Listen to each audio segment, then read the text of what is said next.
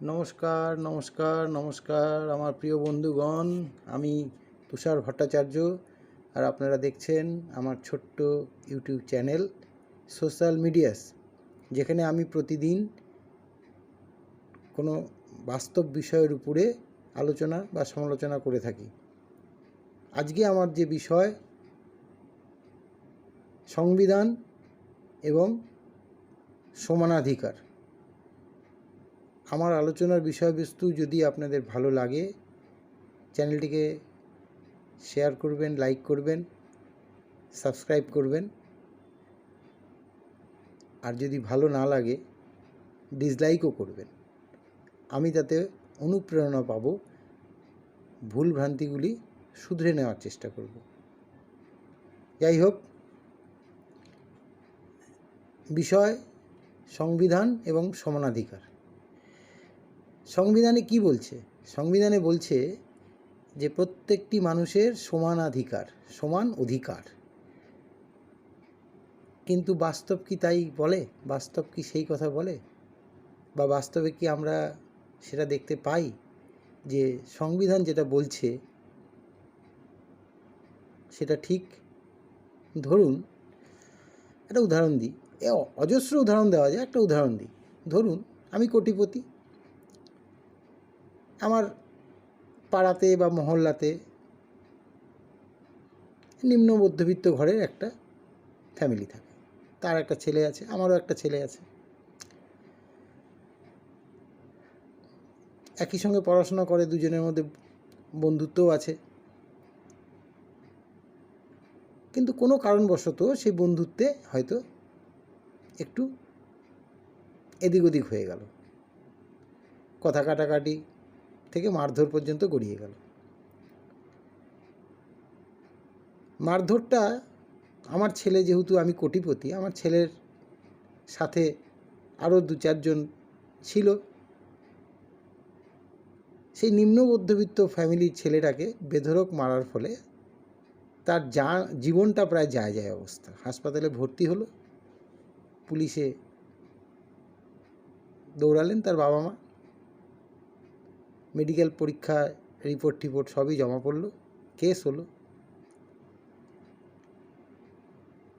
কিন্তু তিনি কি জিততে পারবেন?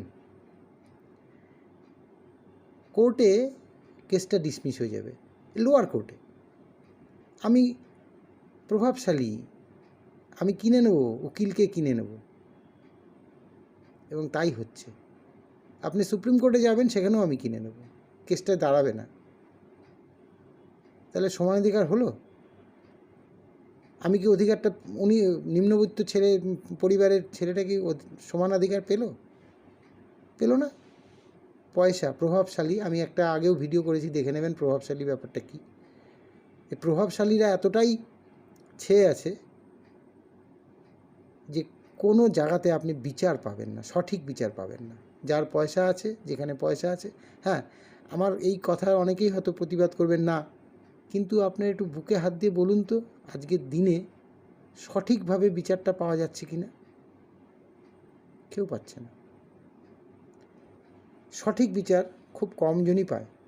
আমি কেউ পাচ্ছে না বলবো না, কারণ প্রভাবশালীরা তো পাচ্ছে। কিন্তু আমাদের মতো সাধারণ ঘরের লোকজন, তারা কি প্রকৃতভাবেই বিচারটা পায় না? তাহলে সংবিধান ত্রুটিপূর্ণ।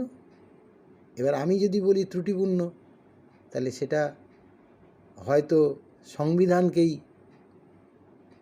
চ্যালেঞ্জ করা হয়ে যায়। কিন্তু সংবিধান সংশোধনেরও প্রয়োজন আছে। আমি বলছি না যে সংবিধানের সব কিছুই ত্রুটিপূর্ণ। সমানাধিকার এই কথাটার মধ্যে অনেক ত্রুটিপূর্ণতা আছে বলে আমি মনে করি।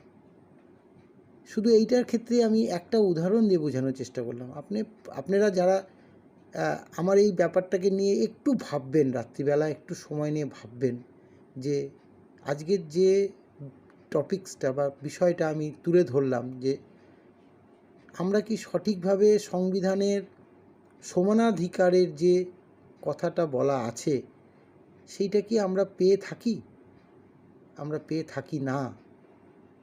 প্রভাবশালী ব্যক্তিবর্গের দ্বারা সংবিধান নিয়ন্ত্রিত, মানুন আর না মানুন। আমি এরকম 100টা উদাহরণ দিয়ে বলে দিতে পারবো, কিন্তু আমি সোশ্যাল মিডিয়াতে শুধু পয়েন্টটাই তুলতে পারি। আমি এটার ভাবার জন্য মানুষকে বলতে পারি, আমি আর এর থেকে বেশি কিছু বলতে পারি না। কিন্তু ভাবুন, ভাবার সময় এসেছে, আমাদের ভাবতে হবে। সংবিধান আমাদের যথেষ্ট ভালো, খুবই ভালো সংবিধান আমাদের ভারতবর্ষের সংবিধান। গণতান্ত্রিক দেশের একটা সংবিধান, এত বড় দেশ, এত বড় দেশের সংবিধান যদিও পুরনো, কিছু কিছু সংশোধন তো হচ্ছে।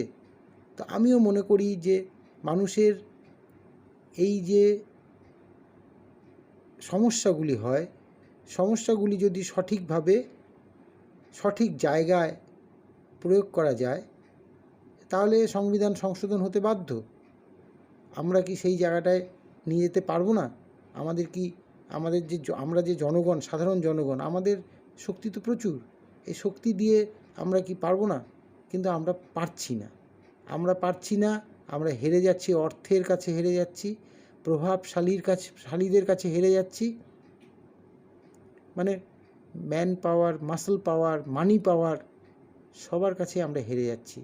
সংবিধান হেরে যাচ্ছে। আমি বলবো না সংবিধান, হ্যাঁ, সুপ্রিম কোর্টেও অনেক কেস হয়, অনেক কেসের সঠিক সমাধান পাওয়া যায়, কিন্তু বেশিরভাগটাই পাওয়া যায় না। যার ফলে কোশ্চেনটা আসছে যে সংবিধান কি আমাদেরকে সমানাধিকার দিতে পারছে? আমার এটা মনে হয়েছে।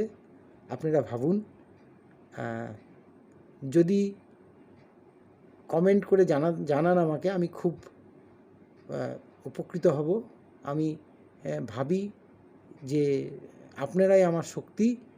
আপনাদের কমেন্টের দ্বারাই আমি আরও নানা ধরনের সমস্যার কথা জনমানুষের এই সোশ্যাল মিডিয়া, যে আমার চ্যানেলটি, এই সোশ্যাল মিডিয়া চ্যানেলের মাধ্যমে আমি তুলে ধরতে পারবো। আপনাদের সাহায্য পেলে আমি চেষ্টা করব আপনাদেরকেও আপনাদের মনের কথাগুলিও তুলে ধরার। আরও যদি কোনো বিষয়ে আপনাদের জানার ইচ্ছা থাকে, আপনারা আমাকে জানাতে পারেন। বিষয়টি ভালো লাগলে আবার বলছি, সাবস্ক্রাইব করবেন, শেয়ার করবেন বেশি বেশি করে। ভালো থাকবেন, সুস্থ থাকবেন। নমস্কার।